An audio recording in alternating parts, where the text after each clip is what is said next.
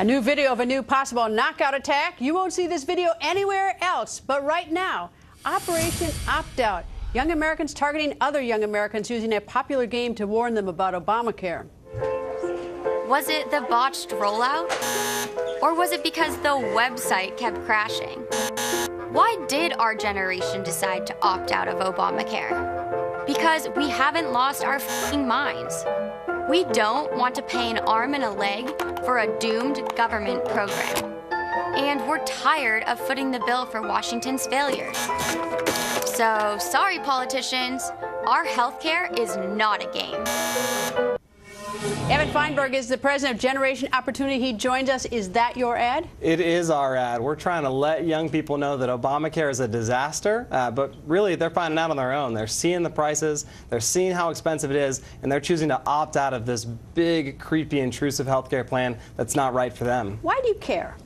I care because my generation is not doing so well right now. The effective unemployment rate for my generation is 16%. And we're being asked to pay 3 times as much for our health care in order to subsidize an older, sicker population's health care. Do you want no health care for young people, or do you think there's anything wrong? Before Obamacare, did you think that the health care system needed reform? We think young people should make the responsible decision to buy health care. But young people can find health care right now in the private market. 96% of uninsured young people do not have a chronic condition. It's not hard for them to buy a really inexpensive health care plan.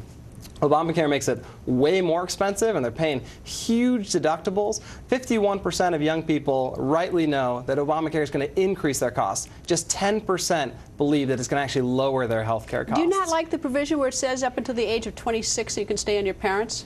Well, I don't think it's that much help. First of all, so many of their parents are getting kicked off of their health insurance because of Obamacare in the first place. But more importantly, it's not really cool or right to turn your 20s into your adolescence. And so many young people that can't find a job and can't get insurance for themselves are stuck being dependent on mom and dad or the government until they're 26. But if they can't get a job, then they're not going to be able to buy health care insurance. I mean, so why not let them stay on their parents? Well, I just don't think it's that helpful. A lot of their parents don't have insurance, and they're stuck being dependent on mom and dad rather than going out on their own. It's not a policy that really promotes the American dream of independence and opportunity for my generation. All right, let me ask you about Generation Opportunity. What is that?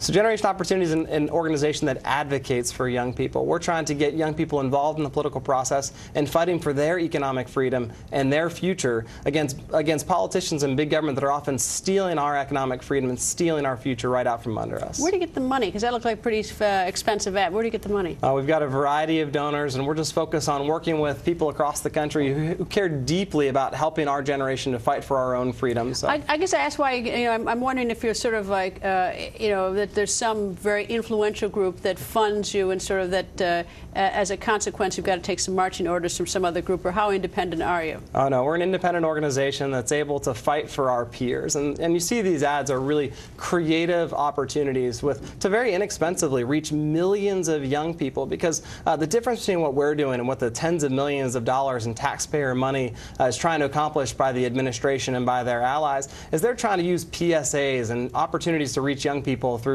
really stodgy PSA-style ads. We've got creative ads created by young people for young people that are able to reach millions of young Americans. Where do you place your ads?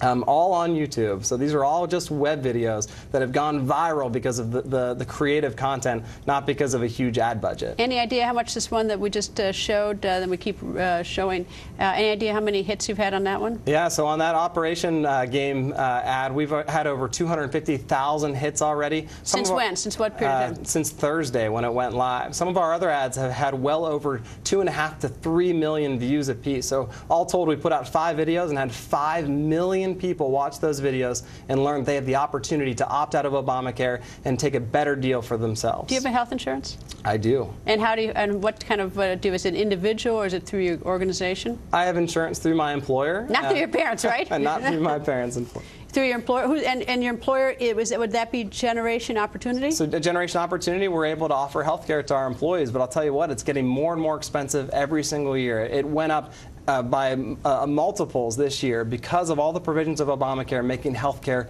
so much more expensive in this country. So it's getting harder and harder even for us to offer to our employees. How many of these ads do you have? We've got 5 videos that are up online right now. And if you go into YouTube and you put Generation Opportunity, they pull up all your videos. That's right. Generation Opportunity on YouTube. They can follow us at Gen Opportunity on Twitter, or follow us on Facebook, and we continue to push out more and more fun, creative content that's getting our generation engaged on a really important debate right now. How many are following you on Twitter, Generation Opportunity? Any idea? We've got just under 10,000 now, I think, and we've got well over 2 million that follow us on Facebook. Evan, nice to see you. I'll go check out those other videos. Thank you, Evan. Thank you. Now to President Obama's promise that if you like your doctor, you can keep your doctor. Now, we know that is not true, but that is not stopping the heated debate.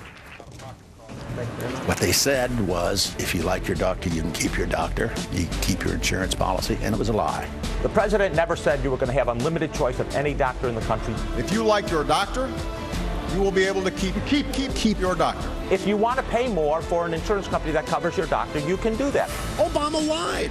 He told everybody if they like their doctor and their plan, they can keep it, period.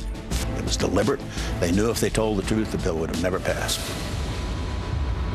Senator John Thune joins us. Good evening, sir. Good evening, Greta. And what do you think about Mr. Emanuel's statements to my colleague, Chris Wallace? Well, you know, it's funny. They keep sending these people out to shill for this really bad law, and I kind of feel sorry for them because the mythology they're trying to create about Obamacare is very different from the reality that most people are experiencing. And when you say you can keep your doctor if you're willing to pay more, that's a very different statement than you can keep your doctor, period, which is what the president said. Well, actually, I thought when I heard that, I couldn't decide if I thought that was arrogant or if he thought that we Americans were sort of some sort of social experiment in a petri dish. You know, they didn't understand that, you know, American people, for the most part, you know, having to pay more means a whole lot to a lot of people. Maybe not to the people who make a lot of money, but to a lot of people. And I was surprised when I heard that. Well, when you get outside the Washington bubble, I mean, I was just reading today some of the emails and letters that have come into our office. I mean, these are incredibly real and profound impacts on people's lives. I mean,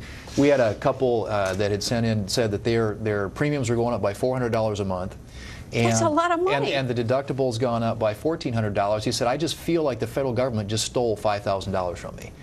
And we had another couple that was looking to buy a home or get a bigger home, and their insurance premiums went up by 232%. And so but see, I mean, I think what I find even worse, though, is sort of the arrogance of, well, you know, that's not what we really said about it. You know, if you want to keep your doctor, you can. You just pay more. That's what bothers me. There's no sense of empathy, like, you know, to say, look, I get it. You know, we're trying to fix it, or I'm sorry it happened, or, you know, I wish I'd told it to you straight, or I wish it. But I don't get that. I guess, like, oh, well, you just pay more. Well, you know, the funny thing about it, too, is you would think that people would be more empathetic to how this impacts middle-class Americans, because it really does hit the middle class the hardest. I mean, people on the lower income scale are going to get some help through the subsidies. Obviously, people in the upper end can afford it.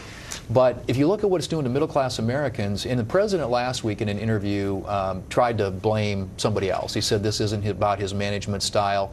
He said it's kind of an indictment of agencies that are outdated and not designed properly. Well, he also said it was groups like this young man's group was just here that said they're out to sort of discourage people from doing it. Well, you know, the thing is, I mean, he essentially said that big government was the problem with all this, and yet he's trying to dramatically expand the size of government with this thing. I mean, this is really it is a government takeover, 1/6 of the economy, and the real life implications of this for most people are, as we found out, canceled coverages, sticker shock in the form of higher premiums and dramatically higher deductibles, and obviously tax increases that are going to lead to higher costs for other things. But you bring up, when he spoke last week, he also said last week that the Republicans didn't have any alternatives.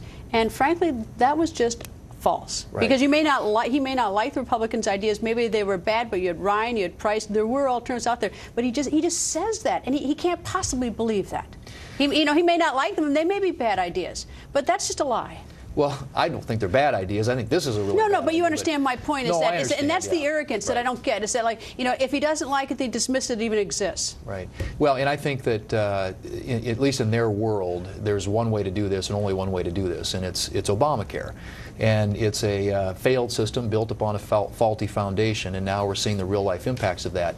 But there are Republican ideas that are out there. We have a lot of members who would love to have an opportunity to debate those if we could get that chance. But it means that the president's going to have to acknowledge that this isn't working and go back to the drawing board. And we would be more than willing to enter into that discussion about what we can do to address the high cost of health care in this country, because that's what, for most people, this really comes down to. Well, it's a cost issue. It affects, they can't pay the rent, they can't pay the mortgage, they can't put in their children's education. But they don't even acknowledge, if you send your lieutenants out here to say on television, if you liked your doctor and keep her, you just have to pay more, it shows that they so don't get it. Well, I mean, that to me is appalling. Well, there's a hubris and an arrogance has been associated with this from the beginning, and it started when they passed it with all Democrat votes. They decided to do this on a strictly partisan basis, without input from Republicans, and they passed a law that I think in their world, in their theoretical world, was the solution that they thought was going to solve this, but clearly it's not. But then we go back to my original thesis, you know, the arrogance, and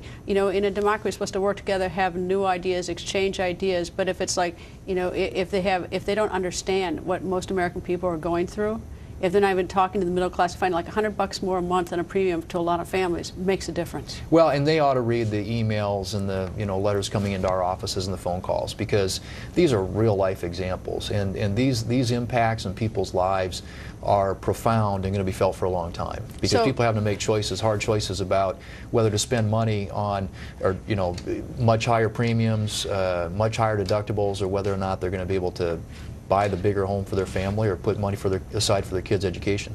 Senator, always nice to see you. Thank you, sir. Nice to see you, Greta. Thanks.